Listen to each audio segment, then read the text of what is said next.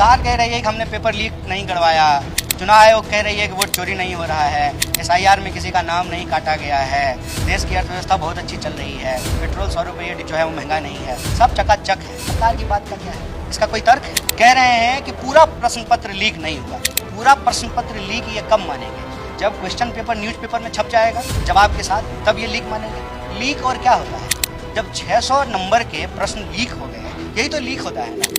सवाल तो ये पूछा जाना है कि कहाँ से लीक हुआ। बड़े बड़े दावा करने वाले NTA का जो क्वेश्चन सेट करने वाला पैनल है, उस गुरु के यहाँ से पेपर लीक हुआ है। बताइए, भाजपा से जुड़े हुए ऐसे गुरुओं के दम पर जो है हम विश्व गुरु बनेंगे? टीचर ही पेपर लीक करा रहे हैं। तो ये लीपापोती सरकार को, NTA को और शिक्षा मंत्री को बंद करना चाहिए। और बेशर्मी की भी एक सीमा होती है, तो वो सीमा पार कर चुकी है सरकार को सीधा सीधा इस सवाल का जवाब देना चाहिए कि प्रधानमंत्री परीक्षा से पहले परीक्षा पर चर्चा करते हैं, रील बनाते हैं, पेपर लीक होता है, साइलेंट मोड में चले जाते हैं। क्या मजबूरी है?